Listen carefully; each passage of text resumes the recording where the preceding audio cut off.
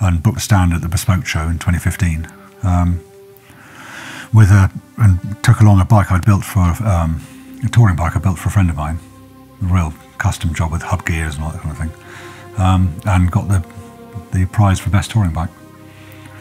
So I thought, well, okay, I might as well keep going now.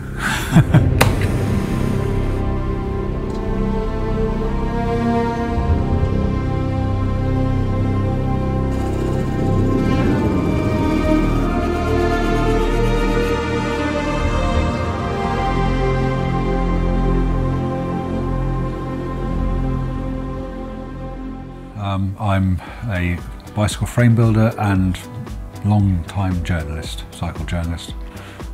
Started journalism 25 years ago, maybe longer than that, can't remember exactly. After a couple of decades doing it, decided to take up frame building for a number of reasons. One of which I'd kind of run out of custom frame builders to approach to build me the frames I wanted. So I thought I'd do it myself. Had a few ideas I wanted to put into practice, see if they worked, and I found the opportunity. I start with the fork because the fork determines the geometry of the rest of the frame. The height of the fork from the wheel axle to the lower crown race seat is the sort of critical dimension. Put the head bearing on, and the rest of it determines stems from that. So it probably takes about a day and a half, 2 days to make a fork. Yeah, it's quite a job. It's not an easy job because there are so many things that can be wrong with a fork. Okay. Right. Firstly, it's got to be obviously it's got to be the right size. That's you've got to rake the fork, and I can show you my fork raking apparatus if you want. Stick the end in here of a straight blade, and you just basically push it down. Oh wow! Until you've got roughly the right rake. Yeah. What I then do, put the fork. You can adjust these. These are all eccentric. Yeah. So you adjust it until the fork blade, at the right distance to end up there, sits dead straight with the thing, and you just basically rake the fork until it meets exactly meets that point there. And you know that the fork is raked to 52 millimeters. So then when you put it in slide backs and forwards, Matt, it obviously and adjust it up and down until the fork blade and the from there to there steerer are dead in line. Yeah. So that goes up and down to allow me to adjust. So I mean, those are basically the only two parameters you need to worry about: is that and that on the fork. And then you just adjust it by eye until the fork blades are in line with the steerer before you start brazing. But I made quite a few steel forks for people to put into bikes that had carbon forks in them. Because they just want the sort of improved ride comfort you get from a nice lightweight steel fork blade. And was it easier or harder than you expected making frames? Bloody hell, that's a question. I wouldn't say it's easy. I knew what to expect because I was a tech journalist basically, so. I was tech editor of Cycling Weekly for a decade and Cycle Sport magazine. I spent loads of time going to see cycle factories, so I knew what it entailed. I already knew how to braze. I could already use machine tools. So what I needed to learn when I got Cliff Shrub to teach me was the process of coming out with a frame that was the size you wanted. How straight it was, make sure it was straight, the right size, and a couple of things like fillet brazing, which are a rather more specialist thing than simply just brazing things together. Was your time as a tech journalist kind of helpful? Yes, because it gave me a lot of. I've tested, who knows how many bikes over 15 years or 20 years of journalism. I may have tested 1,000 bikes, I don't know. But anyway, you get an idea of what works in terms of steering geometry, even down to things like bottom bracket height, weight distribution, all those things. You can try some bikes which are not so great and others which are excellent and get some kind of feel for what you think will make a good bike. So then that goes, so here's my, I'm going to call it a fixture rather than a jig, to be technically correct and all that. So the way this works is this is your reference plane, if you like. That is the the sort of level with the ground. This tube here, and the bottom bracket centre is the reference point, and that the centre of that is 50 millimetres above the top of that. No CAD/CAM stuff here. It's just simple as a drawing. The bottom bracket in this case is 65 millimetres lower than the wheel axles. Okay, so I know that 65 mm bottom bracket drop will give me a bottom bracket height of 270 millimetres when the bike's finished. Move this up and down to give me the wheel. So the wheel axle, that is 65 millimetres higher than that. So that's, and then adjust it backwards and forwards. So I've got to put the chainstay length. Stick this in the and there, and obviously that then is lying along a plane parallel to the ground. So that hole there is where the wheel axle goes, and you just basically align that. So that is all. So the centre of that hole is on the 65 mm mark. So that basically means that the front wheel axle and the rear wheel axle are both 65 millimetres higher than the bottom bracket is going to be. Stick the fork in.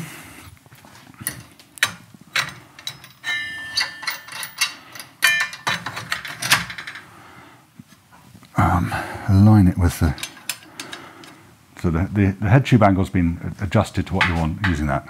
This is now in line with the head tube, so you then measure across from here to here with using a square and adjust the head tube up and down using this until it's basically the height of the lower head tube race. But that means that when the frame is built and you put the headset in, then the frame sits the correct height above the fork. So once you've done that, the rest of it is plain sailing, really. Kind of. So the next thing is to mitre the seat tube in the milling machine. I do it because it means it's dead square, basically. Right. So all the carriages are locked, so it won't go anywhere. Just use the fine feed.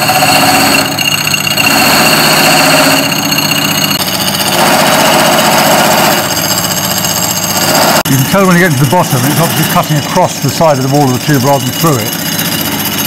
What you don't want is to overheat the cutter. You can see the smoke coming off. That's just burning off the oil on the inside of the tube. Now that is just Columbus Zona. Yeah. If you're machining an XCR seat tube like that, if you're not careful, the teeth will go red hot, and they just go blunt. Like, so you can see it's not on centre. Even though I used that side's higher than that side, and even though there's a bit of what do you call it? It's a bit ragged. So you got that horrible ragged bit.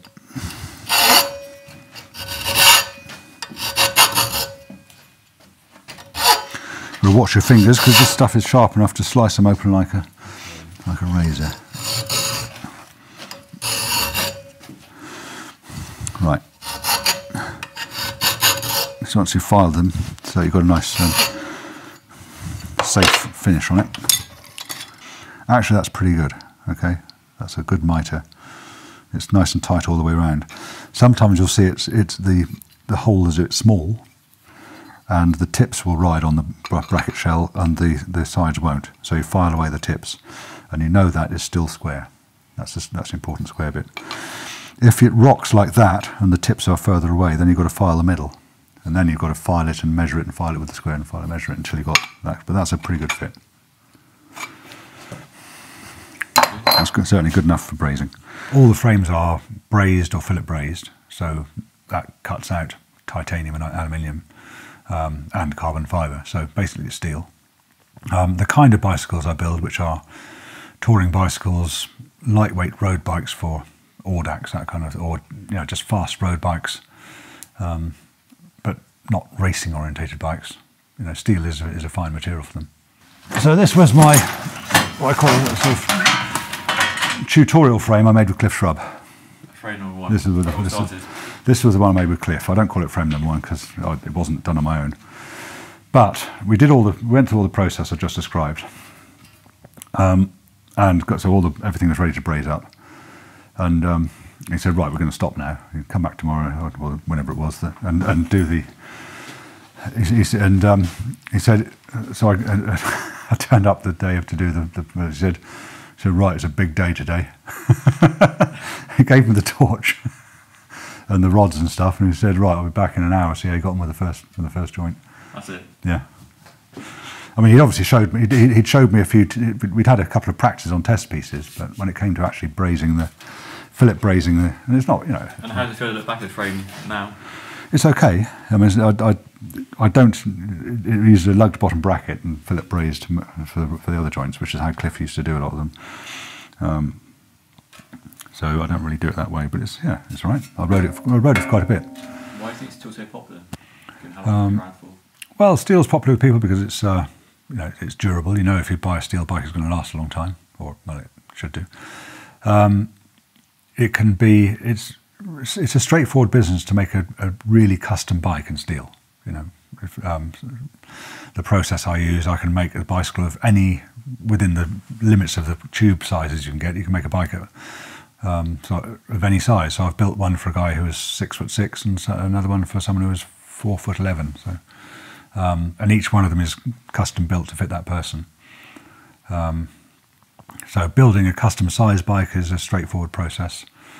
Adding custom detailings like integrated dynamo lighting on a randonneur bike, or making custom racks if people want them, and extra bottle cage bosses, all that sort of stuff. People can have whatever they want. You discuss with them in advance what the requirements are, and they can be included on the bike, which is much easier in steel than, I dare say you can do it in aluminium, but I don't think it's quite the supporting infrastructure when it comes to the small parts you need for aluminium for a frame. The bosses and all that sort of stuff aren't as widely available in aluminium as they are in steel. And of course, a lot of all the little bits like threaded components I use, bottle cage bosses, I always use stainless steel ones because they don't rust.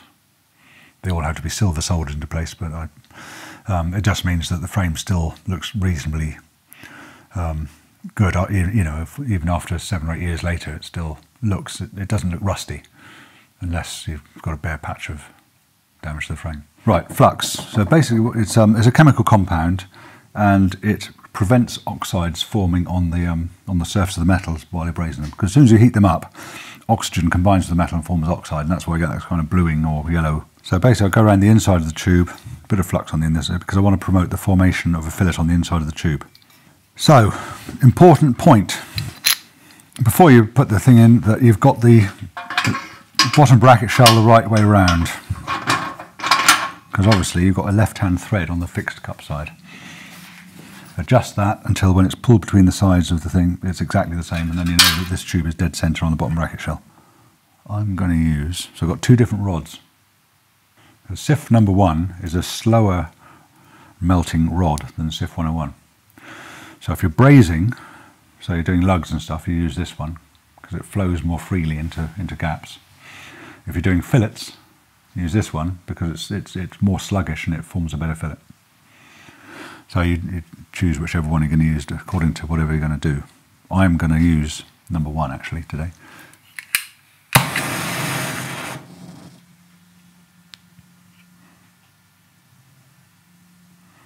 Sometimes, if it hasn't been used for a while, the valves are a bit sticky, so you've got to... Okay, so when you first turn it on, if you do that, that's basically how you set it for welding or something like that, but you don't need a big enough flame. So that's the oxygen-free flame. As soon as you start adding oxygen, you'll see that you get a blue tip, and you get the sort of feathering inside, and you'll see now you've got a main blue flame, and you've got 2 different cones. Yeah, can you see that? Mm. So the tip of the cone near the nozzle is where you're getting perfect combustion, and the tip of that is about 200. Can't remember how much it is now. 3,500 degrees centigrade. And then that is excess acetylene, the white feather. Okay, so you get rid of that by adding oxygen until you've got nothing. And when you get rid of that little sort of feather, then you've got a neutral flame. Go around the front.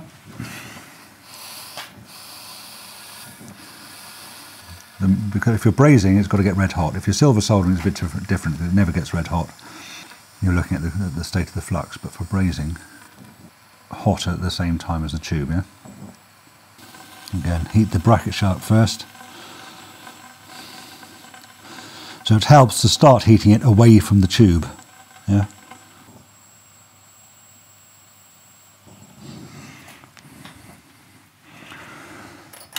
There you go. That's tacked. Like that. Okay. Basically the tack, as it cools down, has pulled the tubes together. Okay. So just bunk in the vise and a quick check with the straight edge to see how straight it is.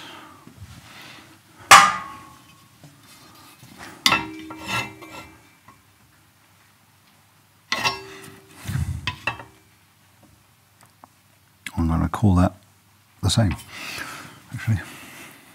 So I was editing Road Cycling UK, and I decided to jack that in, and I went off and wrote a book called The Bike Deconstructed, and at the same time I was sort of wondering what I was going to do really, and bumped into my old friend Cliff Shrub, and almost on a whim, but thinking about what I might do, asked him if he'd teach me frame building, you know, the way he does it, or did it.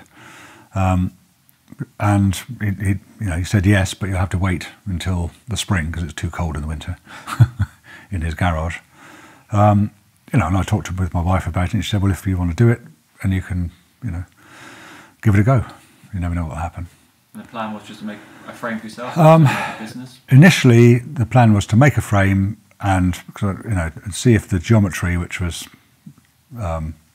probably not the standard geometry of the day, would work. It was something that I was thinking about when I was writing the book about sort of early development of really lightweight road bikes. And I thought I'd just try a few things, and put the bike together, and it rode and steered really nicely. It did exactly what I wanted it to do. And a couple of friends of mine sort of saw it and said, and I think a lot of frame builders say much the same thing, or people who've built lots of frames. They build one for themselves, friends see it and say, well, can you do one for me? The problem, of course, is that, okay, I built the first one using Cliff's equipment, but he not unreasonably said, well, if you want to build any more, you're going to have to get your own stuff. What then happens is if you're going to take it seriously, you buy or build a fixture and all that sort of stuff, get hold of oxyacetylene. Once you've got all the stuff that you need to make a frame, well, why only build one more, You might as well. You've got what you need to build as many frames as you want. So you just kind of decide how big a flame you want by kind of feel, really. And if you start your brazing and it's not brazing quickly enough, you just make it a bit bigger. In many ways, the bigger the flame you can work with, the better, because you spend less time with the. So again, you're heating up. You're trying to get both to get red hot at the same time. And the thing is, once you've actually, part of the role of the rod is to see that both of them are red hot, and part of the role of the filler metal is to actually conduct heat to the inside of the joint. What you're doing is you're getting the melted brass to go up the inside of the tube and form a fillet on the inside.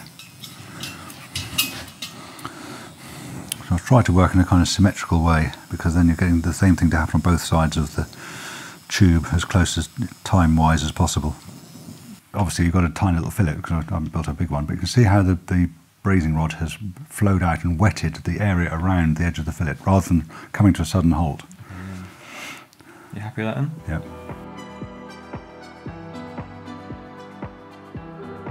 Were you surprised at how good you turned out to be as a frame builder? Well, I think you've got to you need to have an aptitude for kind of manual, not labour, but manual activities. And I was good at woodwork at school. Very hands-on. I've always been good at sort of making things. So I think I think if you've got that kind of ability to, I got an A from woodwork O-level and stuff. If you can do that, then you can turn your hand to other, sort of creative things, if you like, without too much trouble. As far as the business of brazing is concerned, I mean, whether you pick things up quick. Some people pick things up more quickly than others. and I picked up the technique pretty quickly. Certainly to Cliff's satisfaction, you know, because he wouldn't let me fillet braze my first frame until he was happy that I could do a decent fillet, you know. So yeah, I mean, I got the knack of it fairly quickly. But like I said, I already knew how to braze, and I could braze. So doing it to the, if you like, level required to build a decent bicycle frame is just a question of, you know, really doing it to a sort of high level of reliability, finish, and all that kind of stuff. So no regrets in setting up your own business then? No. I mean, I enjoy doing it. If I didn't like doing it, I just wouldn't do it. You know, I like building bike frames. So after a year, I booked a stand at the Bespoke show in 2015. And took along a bike I'd built for a touring bike I built for a friend of mine, a real custom job with hub gears and all that kind of thing, and got the prize for best touring bike. So I thought, well, okay, I might as well keep going now. And any advice for any aspiring frame builders out there? I don't know. The best bit of advice I saw on the Facebook frame building page was don't treat a deposit as income. You know, if you get a deposit off somebody, then it's there so you can buy the materials and stuff. You know, you're not being paid for work you haven't done, and it's very sound advice. You know, if you get I don't actually get a deposit from anyone until I'm close, until I'm ready to buy the stuff. You know, there's no point in me getting one, you know, 6 months ahead of when I'm going to start work and having just sitting there. I'd rather just say, right, you know, when I'm ready to start work on the frame, if you still want one, then I'll. But I mean, that's nothing to do with frame building. It's that's just a sort of a general business, a general observation on business, isn't it? As far as advice to anyone wanting to get into frame building, know what kind of bikes you want to build. You know, what it is what it is you want to achieve when you're building a bike frame, or when you're building a bicycle for somebody or a frame for somebody.